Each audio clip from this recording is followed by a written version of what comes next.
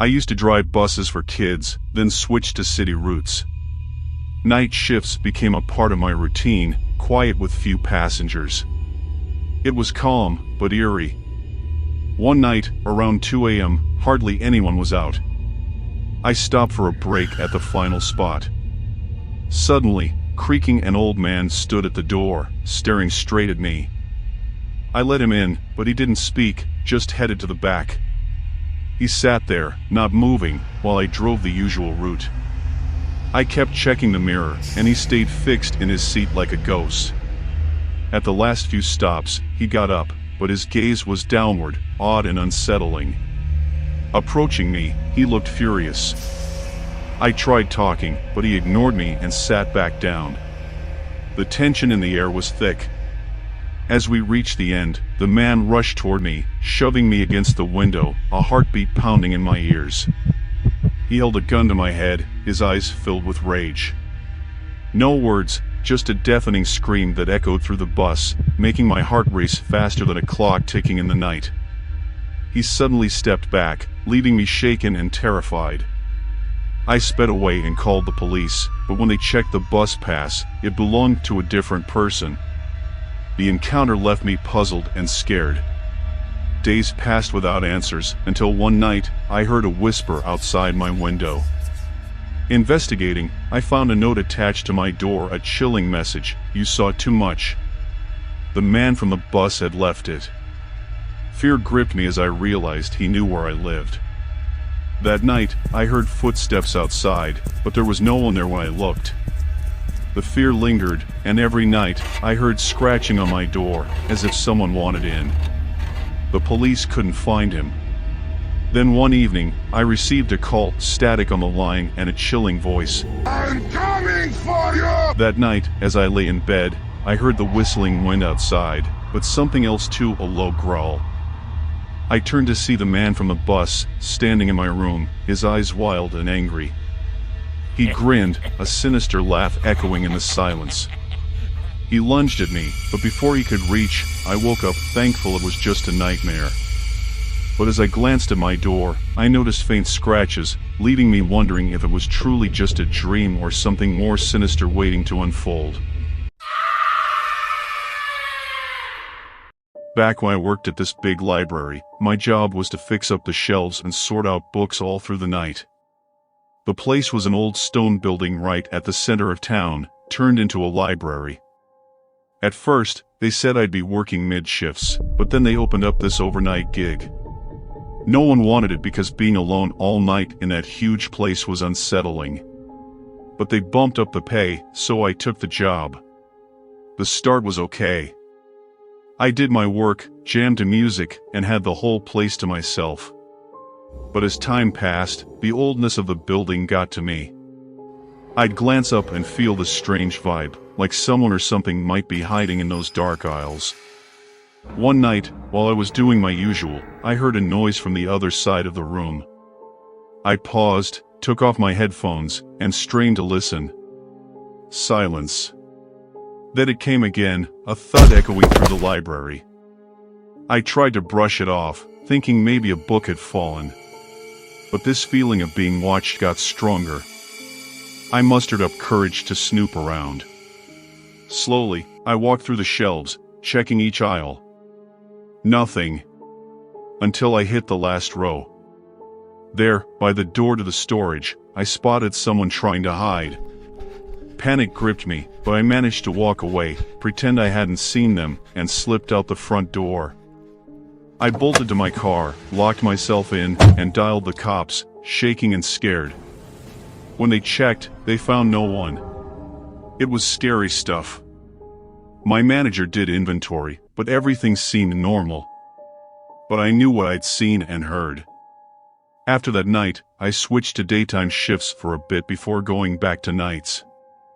Weirdly enough, nothing else happened.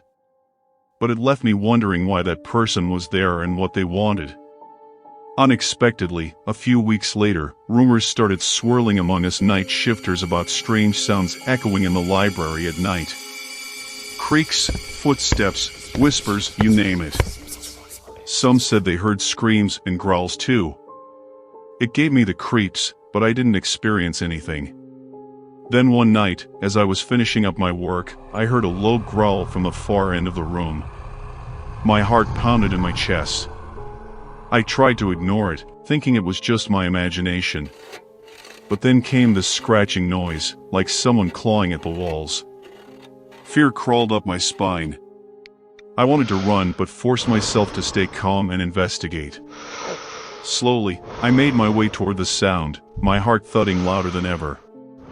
And just as I rounded the corner, I saw a shadow darting away into the darkness.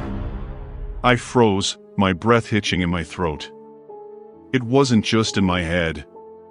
Someone or something was there. I hurriedly locked up, dashed to my car, and called the police again. This time, when they searched, they found evidence of someone having been there, a discarded jacket and some food wrappers. But no sign of the person. It left us all spooked and wondering what was really going on in that old library at night. Late at night, past 11 p.m., I was alone at the factory, shuffling boxes around. Normally, I'm not on my own, but tonight, my usual partner was off duty. The place felt different without someone else there. It was quieter, and every little sound seemed louder than usual. I was sorting boxes, the rain hammering against the windows, making a weird tapping noise. Suddenly, I heard something strange, like a whisper or a shuffle from the front of the building. I ignored it at first, thinking it was just the building settling in for the night. But then, the sound came again, louder this time. It made me curious, so I went to check it out. Through the rain-splattered glass, I saw nothing but the heavy downpour outside. I shrugged it off and went back to work, trying to keep busy. But then, the sound came back, clearer than ever. I rushed to the front and spotted a figure outside near the door. It was hard to see through the rain, but I knew someone was there. I dialed the cops, my heart pounding. The person outside kept banging on the glass, trying to break in. As I waited for the police, the eerie sound of glass shattering filled the factory. I ran to the back office, locking myself in, hoping for help to arrive soon. Time dragged on, and I heard footsteps echoing through the factory.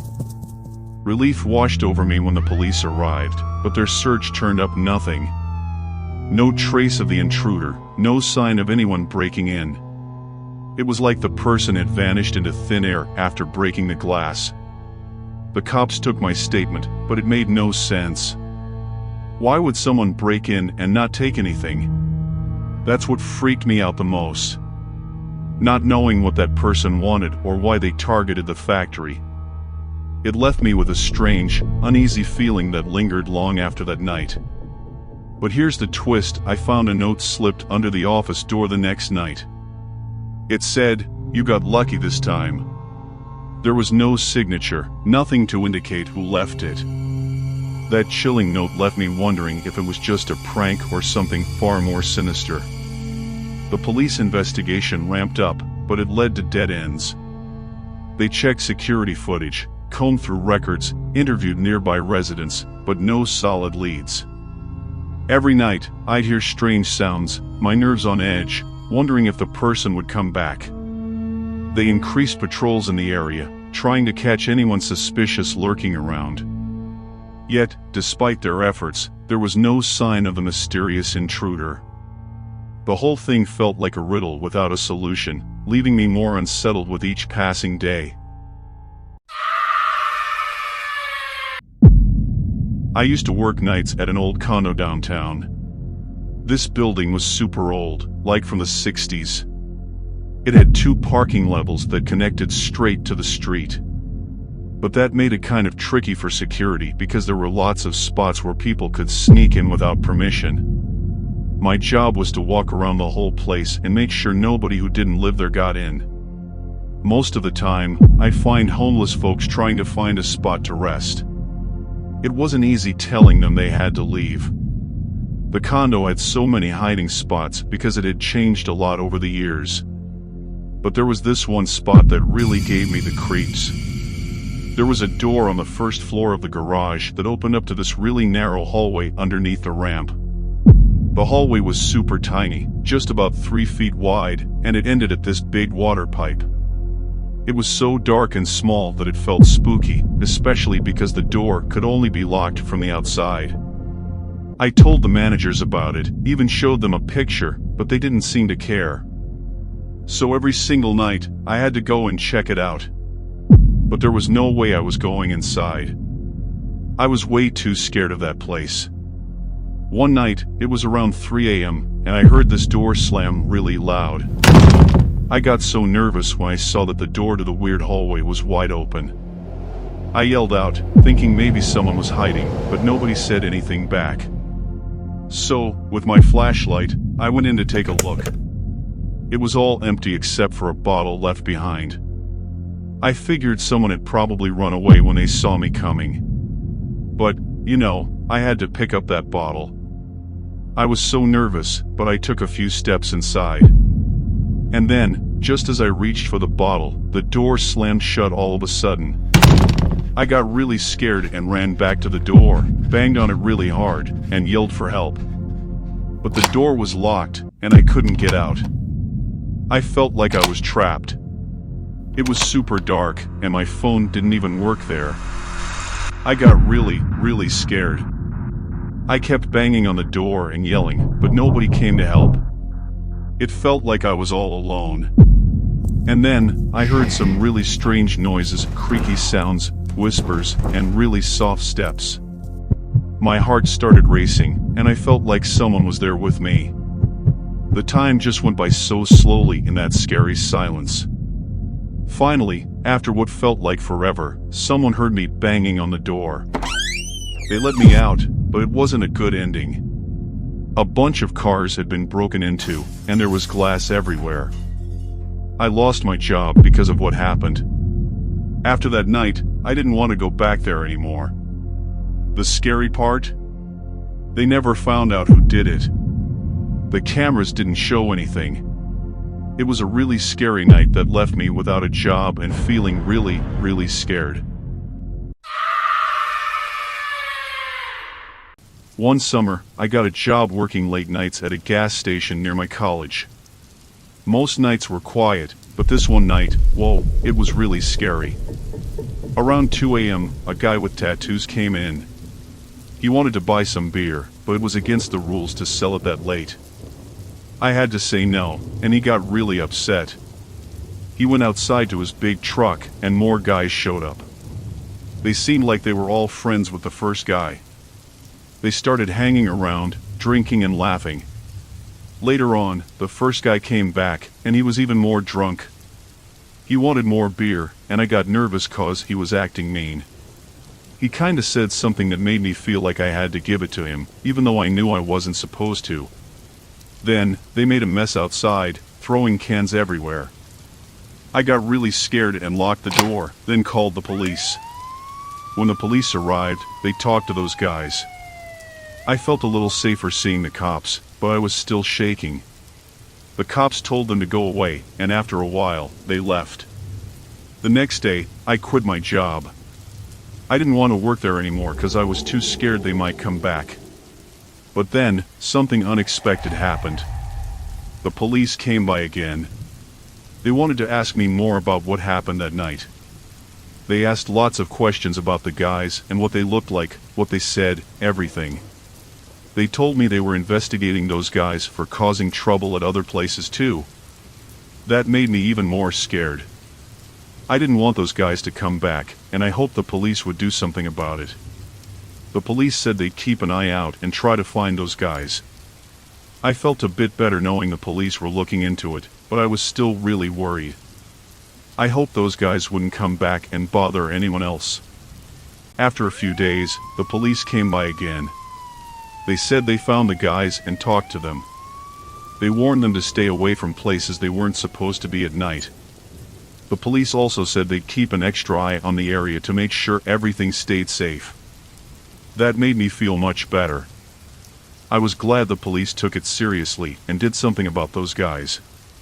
It made me feel safer knowing they were looking out for everyone. Even though I left that job, I was happy that I spoke to the police. It made me realize how important it is to tell someone when something scary happens. The police were really helpful and made sure everyone was safe. And that's a big relief.